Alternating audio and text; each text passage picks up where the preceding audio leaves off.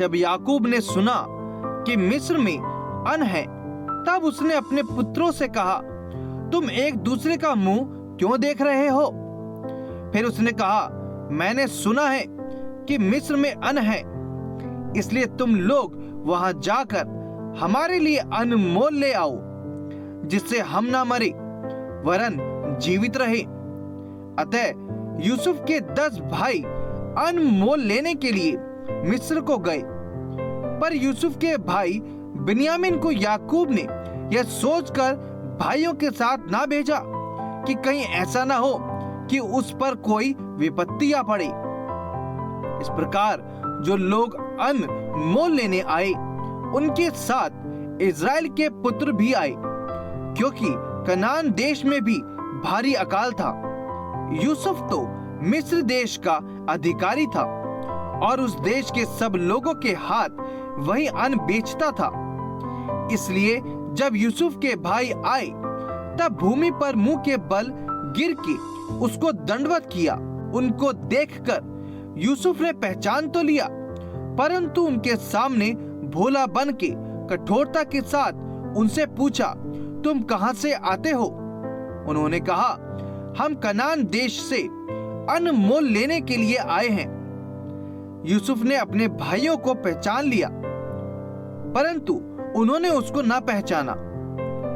तब यूसुफ अपने उन सपनों को स्मरण करके जो उसने उनके विषय में देखे थे, उनसे कहने लगा, तुम भेदिए हो, इस देश की दुर्दशा को देखने के लिए आए हो। उन्होंने उससे कहा, नहीं नहीं, हे प्रभु, तेरे दास भोजन वस्तु मोल लेने के लिए आए हैं। हम सब एक ही पिता के पुत्र हैं, हम सीधे मनुष्य हैं, तेरे दास भेदिए नहीं। उसने उनसे कहा, नहीं नहीं, तुम इस देश की दुर्दशा देखने ही को आए हो। उन्होंने कहा, हम तेरे दास 12 भाई हैं और कनान देशवासी एक ही पुरुष के पुत्र हैं, और छोटा इस समय हमारे पिता के पास है और एक जाता रहा। तब यूसुफ ने उनसे कहा, मैंने तुमसे कह दिया कि तुम भेदिए हो, अतः इसी रीति से तुम परखे जाओगे।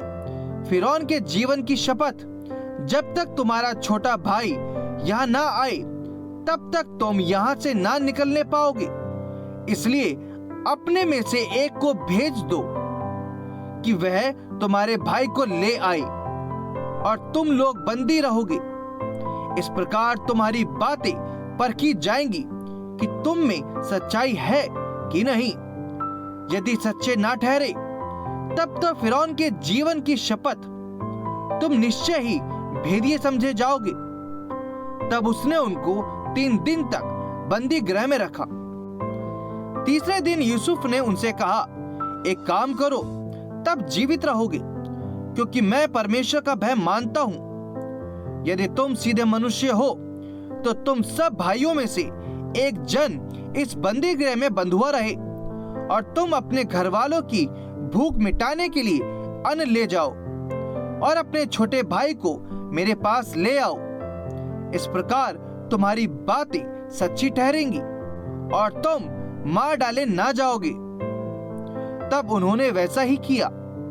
उन्होंने आपस में कहा, निसंदेह हम अपने भाई के विषय में दोषी हैं, क्योंकि जब उसने हमसे गिड़गिड़ाकर विनती की, तब भी हमने यह देखकर कि उसका जीवन कैसे कष्ट में पड़ा है, उसकी ना सुनी। इसी कारण हम भी अब इस संकट में पड़े हैं। रूबेन ने उनसे कहा, क्या मैंने तुमसे ना कहा था कि लड़के के अपराधी मत बनो? परंतु तुमने ना सुना। देखो, अब उसके लहू का पलटा लिया जाता है। यूसुफ की और उनकी बातचीत एक दुभाषिया के द्वारा होती थी। इससे उनको मालूम ना हुआ कि वह उनकी बोली समझता है। तब वह उनके पास से हटकर रोने लगा। फिर उनके पास लौटकर और उनसे बातचीत करके उनमें से शिमोन को छांट निकाला और उनके सामने उसे बंदी बना लिया। तब यूसुफ ने आज्ञा दी कि उनके बोरे अन्न से भरो और एक एक जन के बोरे में उसके रुपए को भी रख दो। फिर उनको मार्ग के लिए भोजन वस्तु दो। अतः उनके साथ ऐसा ही किया गया। तब वे अपना अन्न अपने गधों पर लाद कर वहां से चल दिए। सराय में जब एक ने अपने गधे को चारा देने के लिए अपना बोरा खोला, तब उसका रूपा बोरे के मुंह पर रखा हुआ दिखलाई पड़ा। तब उसने अपने भाइयों से कहा, मेरा रूपा तो लौटा दिया गया है, देखो वह मेरे बोरे में है। तब उनके जी में जी ना रहा और वे एक दूसरे की ओर भय से ताकने लगे और बोले, परमेश्वर ने यह हमसे क्या किया है?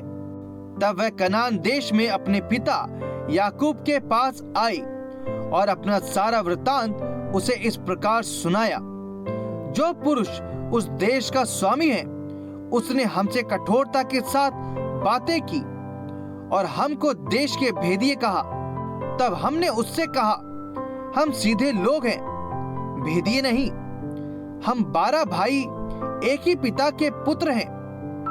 एक तो जाता रहा, परंतु छोटा इस समय कनान देश में हमारे पिता के पास है।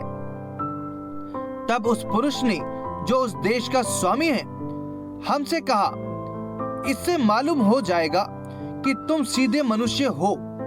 तुम अपने में से एक को मेरे पास छोड़ के अपने घर वालों की भूख मिटाने के लिए कुछ ले जाओ और अपने छोटे भाई को मेरे पास ले आओ।